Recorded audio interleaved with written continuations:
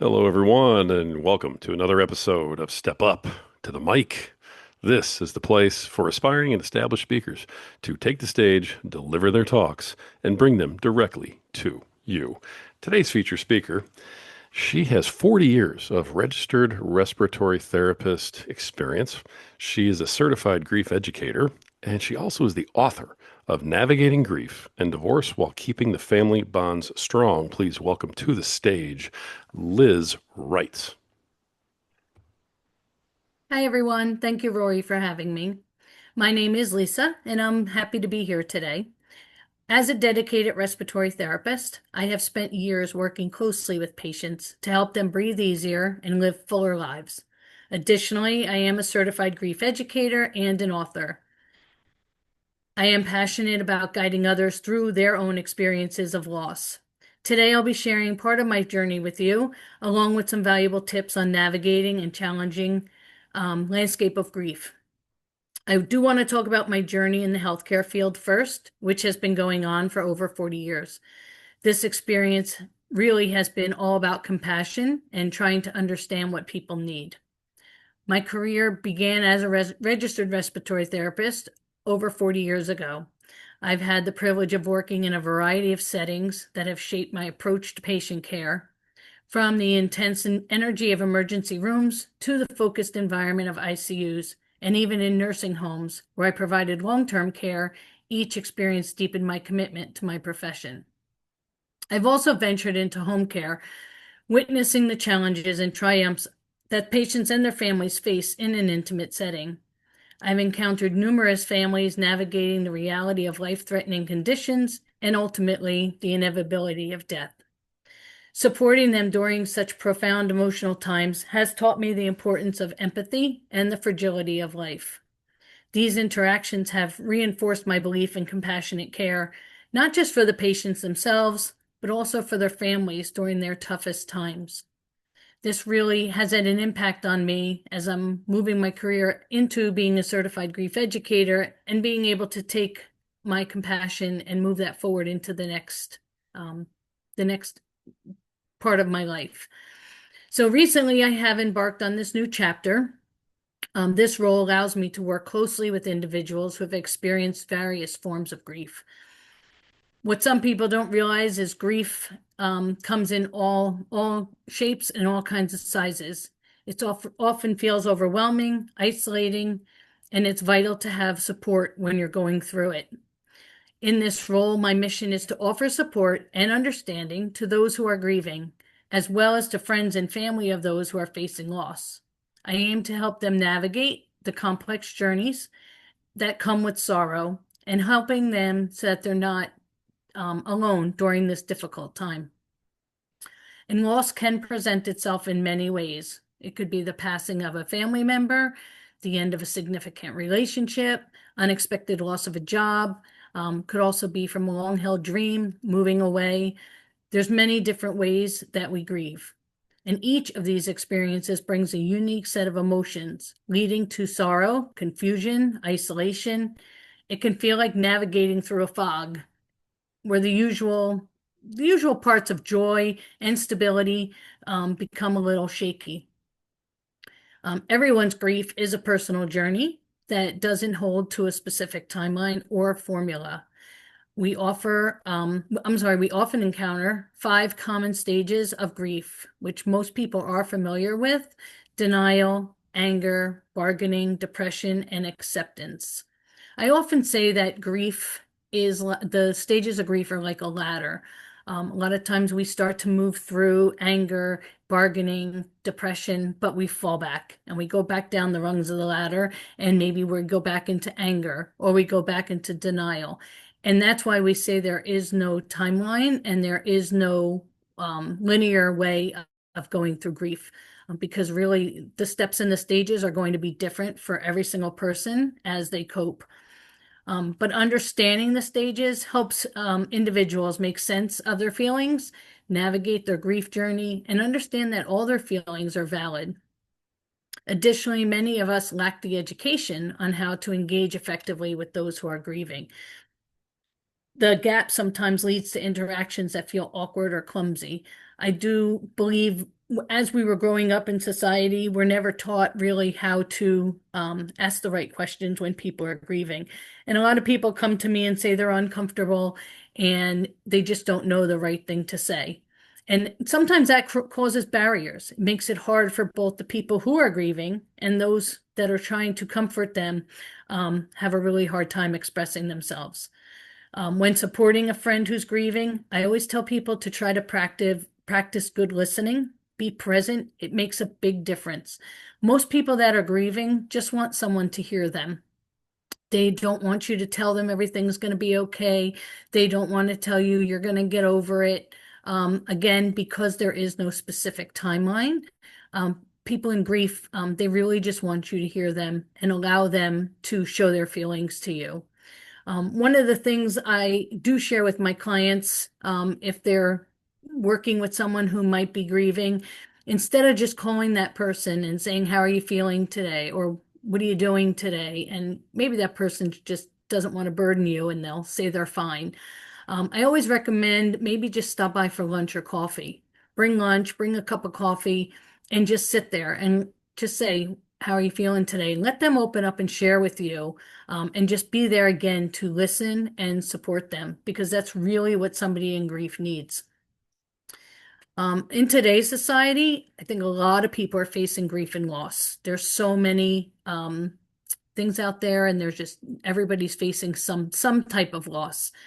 And now we approach the holiday season, it becomes harder to honor and get through some of these hard holidays that are going to come up upon us. This time of year, there's a lot of joy and celebration, and maybe if you're grieving, it looks different. And you need to figure out how is that different going to look? How do you want to honor the person who has passed? Or maybe you're going through a divorce, and how is your holiday going to look different? I know when I went through my divorce, my holidays were very different. We were no longer a family sitting at the table. Maybe we celebrated with people we weren't usually celebrating our holidays with. So a lot of times it will look different. And going through, you just try to need to figure out what that different is going to look like. Um, there's going to be all kinds of emotions going on, sadness, thinking about ways you were having dinner, maybe things you were doing with that family member. And you need to create a space for these feelings and try to hold on to the traditions that you have in your memory because it's really important to hang on to that. Sometimes you want to maybe just light a candle in honor of somebody, maybe cook a special dish that that person liked, just to have a remembrance. And don't be afraid to talk about the person when you're sitting at the table or you're going through the holidays, because remembering our loved ones can help us find peace in the midst of our grief. Like everybody out there, I have faced my share of grief. I've had the loss of my parents, my mother very recently, as well as other loved ones, friends, um, and also the challenges that came with my divorce. And this journey inspired me to write my book, Navigating Grief and Divorce While Keeping Family Bonds Together. The book does talk about my personal experience of grief and healing while maintaining the strong family bonds. I felt it was really important to keep a relationship with my ex-husband, for the sake of my children and for the sake of myself to have some peace. In my book, if you read through it, I do go through, like I said, the stages of grief. I share each stage. I have journal questions and I have journal pages that the reader can fill out based on where they are in their journey. But I have all kinds of information about the grief process. What makes my situation unique is because by the end of the journey, I was still friends with my ex-husband. We were just at his wedding a year ago. Um, we've married off three daughters. We've been able to be compatible and be together at these functions. And as crazy as it might sound, again, it did bring a lot of inner peace to me. And it really has benefited our children. They really never see us argue. They see us together. And when they come to a function that we're both at, they're not uncomfortable that mom and dad aren't going to talk to each other. Part of that raising was the two of us co-parented throughout our divorce. And I do want to say here and stop and say it wasn't easy in the beginning. So I don't want people out there to think, oh, this was super easy for her. It took me a couple of years before I was able to get to the acceptance stage of grief. So I did go through my anger and the denial and the depression, which I went through um, pretty big time. And I did go through, finally get to the acceptance stage. And once I got to the acceptance stage, one of the things I realized for myself was that I was part of the issue. And although my husband left me and left the family, I was able to pull out part of the reason why I might have been the problem. And I tried to think about the things that I did like about my ex-husband as I was going through the process. Um, Believe me, there's still things today I don't like, but we were going through the process together. And I was able to get past that and stay friends with him. So, like I said, for my own inner peace, it was something that was I was able to do. And I always wish that for everybody out there that you can find some inner peace, especially after the breakup of a relationship or even a marriage, because it's not healthy for someone to stay angry for a really, really long time. So, support is huge. One of the things I mentioned in my book is support and how much support I had going through and having friends and family to talk to. So I didn't have to vent out in front of my children. That was huge to me, was to be able to say it somewhere else and then just be mom when I was with my kids. Um, so, as a grief educator, I do offer one-on-one sessions and group workshops that create a supportive space for people to dive into their feelings. We share stories without judgment, and we kind of go through that emotional roller coaster of loss together. We're able to come up with practical coping strategies that build resilience and help us heal. I like to walk hand in hand with my clients and help them on their journeys. But through connection and shared experiences, that's how we find the pathways to renewed hope and inner peace amid that turmoil that loss brings.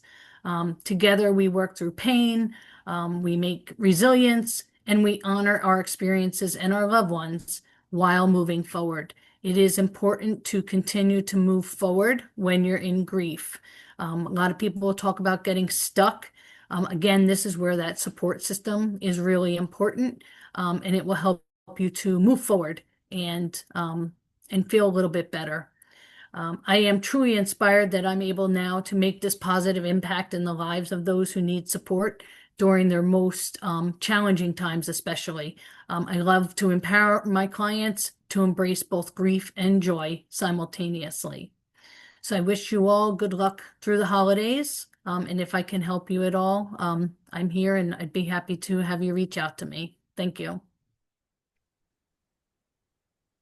Lisa writes, everybody. Lisa, thank you so much for doing such a great job on that and for Thank you. sharing the way that you did. You got very personal in there, and you can tell that there's a lot of proof of concept in you as a grief counselor because it seems like you've Mhm. gone through an awful lot of healing. Yes, I have. I Yeah. have. When you wrote the book, when you started Hmm. writing the book, was it? And first, let me say I'm sorry for your loss about your mother. Oh, thank Um, you. for sure. Was the book brought on more about the divorce in terms of like kind of what spurred you to put this into writing?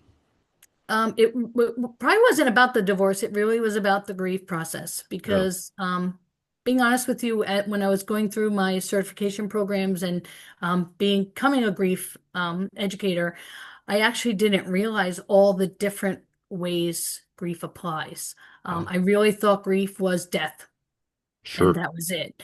I really never thought about relationships or, jobs or, I deal with a lot of veterans with loss of limbs and those kinds of things. And I guess people, and that's why I like to educate people on that because I think people just don't think about that. So I did start to put it all together and I thought, well, my crazy story, where my ex and I are still friends and friendly, I should say. I just thought it would be hopefully to help somebody. And at the end of my book, I do talk about that if they can't stay friendly or in that kind of relationship, I just hope someone reading my book finds inner peace. That's always my goal for everyone is to find some inner peace to be able to move forward. I had just decided at one point I just didn't want to be angry for the rest of my life. It just wasn't worth it. I needed to move on and what was that going to look like? Sure. So Sure. that's why I decided to put it down and try to help others. I mean, I love it. I love what you're doing here. The I mean, after 40 years as the registered respiratory therapist, Hmm. I mean, that's kind of a definitive move over to grief therapy. So if it was it part of your personal situation in some other way that caused you to make that shift over to that career, or was it just time for change? Um, No, because you know what? I just loved being a respiratory therapist, and I'm just a very compassionate person at heart. And thinking ahead, I was like, so when I get ready for retirement or I do get ready to turn my career in, what do I want to do? Because I can't just sit home.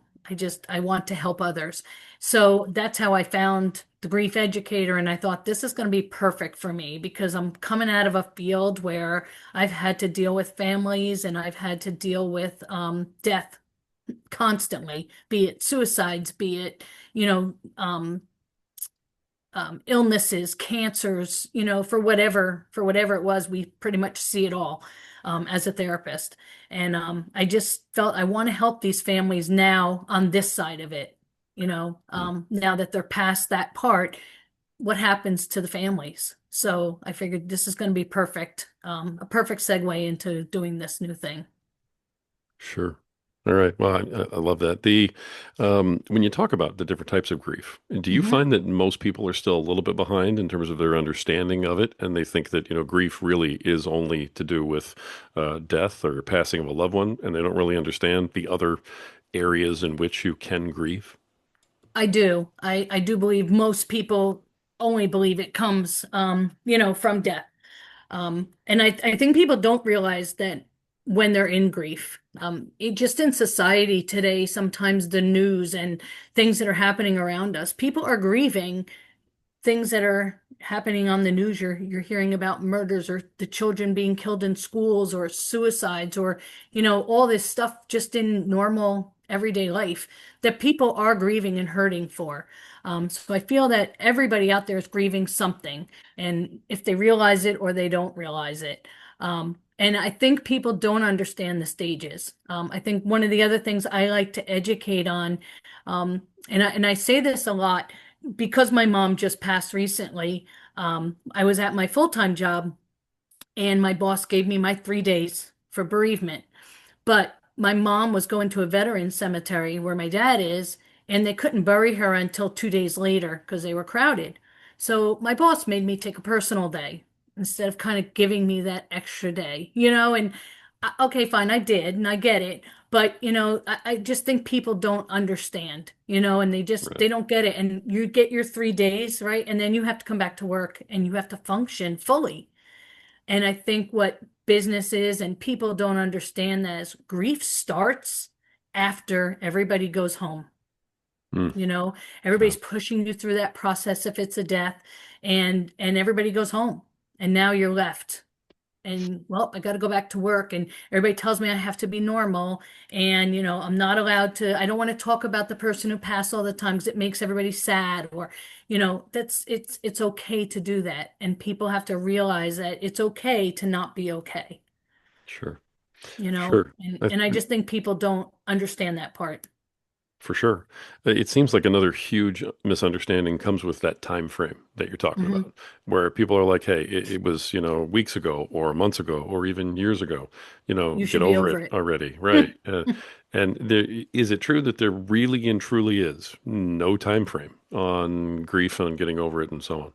It really is true. I mean, I've seen people be good in a few months, and I have seen people grieve for years, years and years. And again, it's not that they're grieving every day, Mhm. but they're still feeling the grief. And at that point we're trying to educate them on maybe finding a way to celebrate the death or celebrate the person on their birthday, and things to move on because you can hold joy and grief together. So, you're still allowed to grieve, and, there might be days where you wake up and you're still crying. And that's okay because maybe you thought about a memory, or maybe you're off to go do something and you used to do that with the person who passed. Um, you know, Sure. so yes, it could last for years, but we try to have them also not be stuck in grief, move on, and find ways to feel joy and feel better, and still have that time to be sad because you're allowed to. Sure. Now, you counsel people through this. This is a service that you offer now. Yes, Okay. yes. And can you just let everybody know in case they're listening to this and they're feeling like, man, maybe I need to get a little help. Hmm. What does that look like? How does that work? So my website is lisawritesgrief.com. You can always go on my website. There's free resources on there that you can download. I have a few ebooks on there that you can get. And then there's also a place where it says service. And if you click that, there's a free consultation. I always tell everybody, take the free one first. Let's talk and see if this is for you. And then you can sign up for sessions, one session, or you can buy a group of sessions. So it's a little less expensive. But I always tell everyone, and if you're listening and you need something, just book that free session and let's talk. There's never any pressure. I just, let's hear your story and see if I'm the right fit. Perfect. All right. So, is that the best way to reach you then? If anybody has questions, That just go is through the that website. is the best way. I mean, I am on Facebook, but you can get to that from my website. Everything is on my website. I'll go to the website. You got it. We'll make sure that's in the show notes with a link and so on. For anybody else who's listening to this and they may be really feeling this and maybe they've, recently lost somebody or recently been through some grief, as we kind of close this out, are there any parting thoughts, parting words for folks? Maybe a first step they can take, a way to start moving forward if Mhm. they feel like they're kind of stuck in their own grief. Right. And again, that would be support. Try to find a friend to talk to, somebody to talk to. I always tell everybody your feelings are valid. Don't let anybody ever tell you they're not. Just, find someone to lean on. And if you don't have that support system, feel free to reach out to me. I'm always there to help somebody. Wonderful, wonderful. Certified grief educator and author of Navigating Grief and Divorce While Keeping the Family Bond Strong, Lisa Writes. Lisa, thank you so much for coming on and Thank you. sharing the way that you did. It really was excellent. Thank you. Thank you, Rory. I appreciate it. All right, folks. This has been another spectacular episode of Step Up to the Mic. If you are an aspiring or current speaker and you want to bring your talk to the masses, message us today. Never stop talking and let us help you to step up to the mic.